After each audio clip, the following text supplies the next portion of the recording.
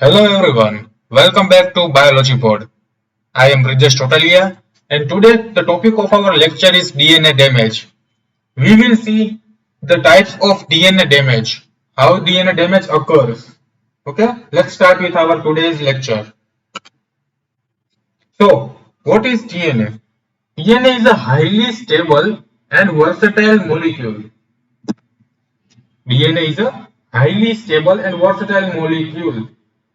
Why? Because it has deoxyribose nucleic acid, one oxygen is absent in DNA, so that's why it's become a highly stable versatile molecule. Though sometimes the damage is caused to it, it is able to maintain the integrity of information contained in it. So, what is present in DNA? DNA contains the hereditary material of our generation to generation. Okay, so although sometimes the damage is caused to it, it is able to maintain the integrity of information. The perpetuation of genetic material from generation to generation depends upon keeping the rates of mutations at low level. Okay, by keeping the rates of mutations at low level, the genetic material can flow from generation to generation. Okay, DNA has many elaborate mechanisms to repair any damage or distortion. There are many mechanisms to repair the DNA damage. The most frequent sources of damage to DNA are the inaccuracy in DNA replication and chemical changes in DNA. So, the most frequent how DNA is damaged. These two are the main reasons. What happens? Inaccuracy in DNA replication or chemical changes in DNA. These two are the most frequent sources of damage to DNA. Also, the malfunction of the process of replication can lead to incorporation of wrong bases, which are mismatched with the complementary strand. Okay, when in the process of replication, there can be a mismatch of bases. That's why it can also happen. The damage causing chemical break the backbone of the strand and chemically alter the bases. What does damage in the DNA does?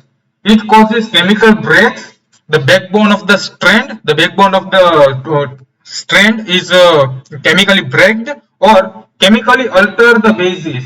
The bases can be altered.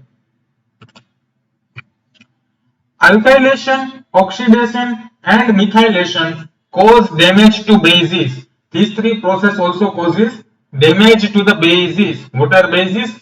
We have four organic bases. What are they? Purine and pyrimidine bases. Purine contains A and G, adenine and guanine, and pyrimidine contains T and C, thymine and cytosine. X-rays and gamma radiations cause single or double-stranded breaks in DNA. A change in the sequence of bases, if replicated and passed on to the next generations, become permanent and leads to mutation. What happens if the change in the sequence of bases, if replicated and passed on to the next generation, it becomes now dominant and now become permanent and leads to the mutation. The next generation comes with a mutated species. Okay. At the same time, mutations are also necessary. Mutations are also necessary because it's provide a raw material for evolution. Okay.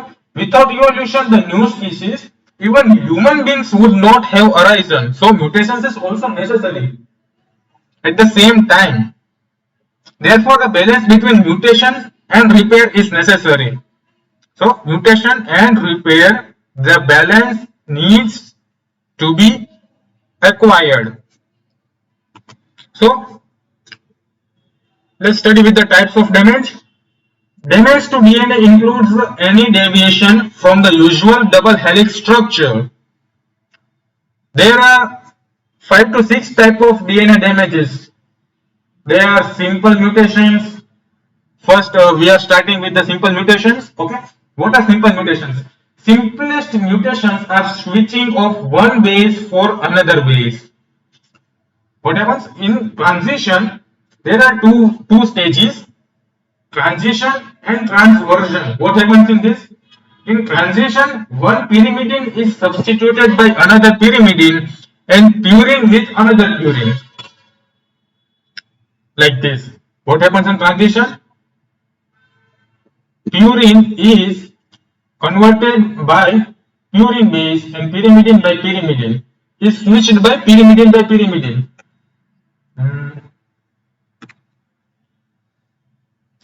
This is switched by this, or this switched by this. G switched by A, or A switched by G. This is transition.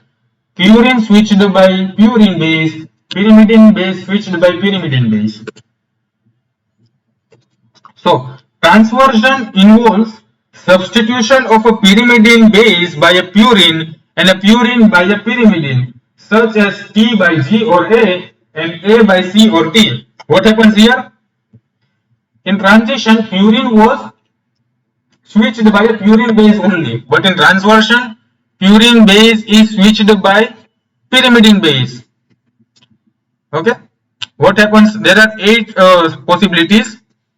G can switch here with C, C can switch here with G, G can switch here with T, T can switch here with G, C can switch here with A can switch with G, A can switch with T, T can switch with A. So there are in total 8 possibilities. 1, 2, 3, 4, 5, 6, 7 and 8. 8 possibilities are observed in transversion. These are the simplest mutations. The next is deamination. The common alteration of form or damage includes deamination of cytosine to form uracil, which base pairs with adenine in the next replication instead of guanine, with which the original cytosine would have been repaired. What happens? Let's say this is DNA. These were the strands. The common alteration of form or damage includes deamination of cytosine to form uracil.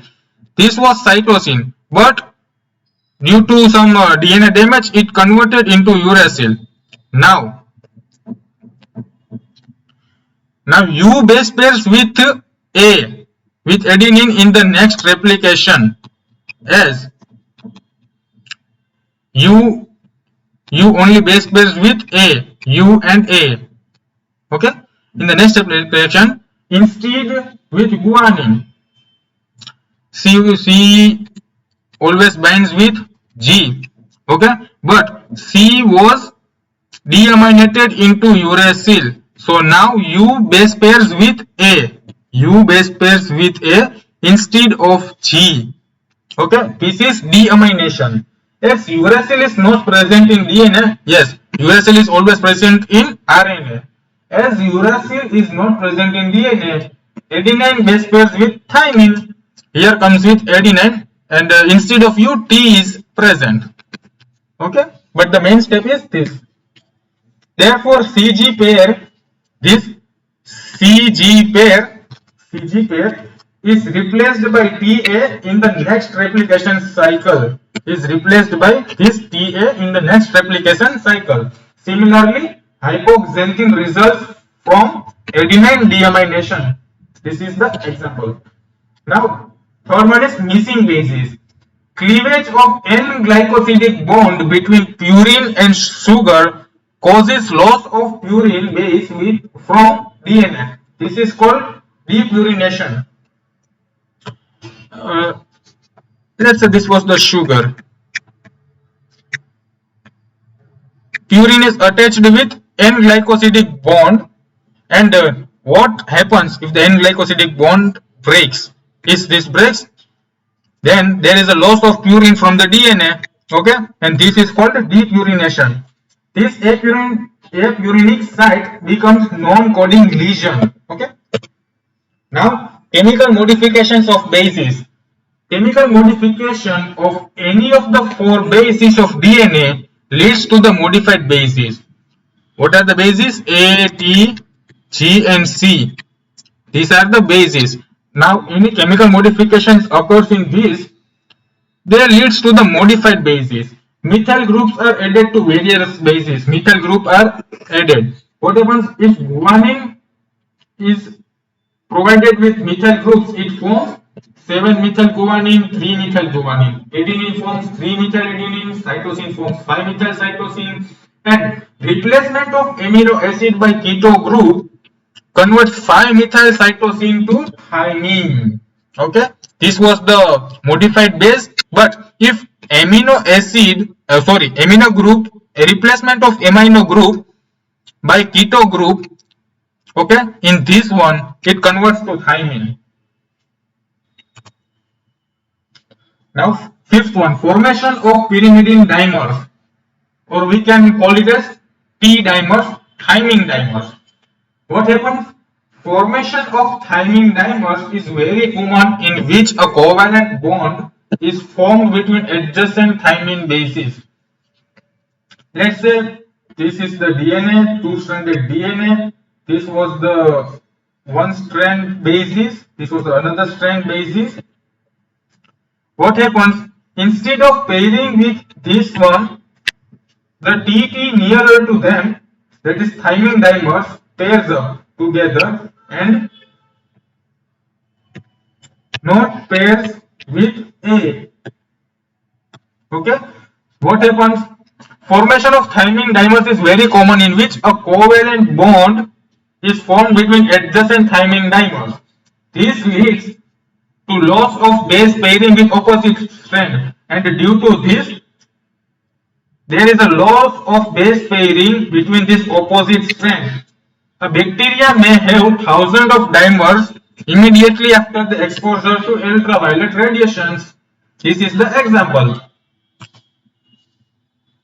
Now sixth one is strand breaks.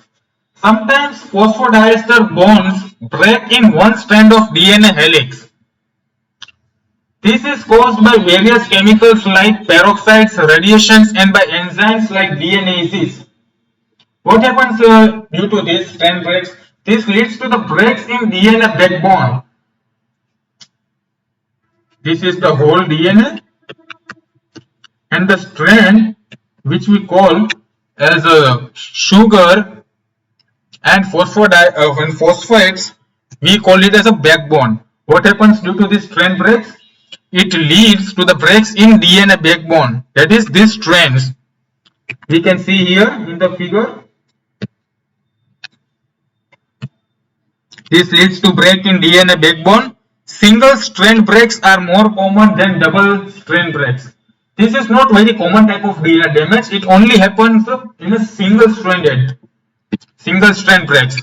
This is double strand breaks are rare. Okay. Sometimes X-ray, electronic beams, and other radiations may cause phosphodiester bond breaks in both strands, which may not be directly opposite to each other. This leads to the double strand breaks. Due to this, double strand breaks are seen. Some sites of DNA are more susceptible to damage. They are called hotspots. So in DNA there are some sites which can be damaged easily. The bonds there, let's say this is one site. The bonds present there will be less. Okay, that will not be strong, and that points are known as hotspots.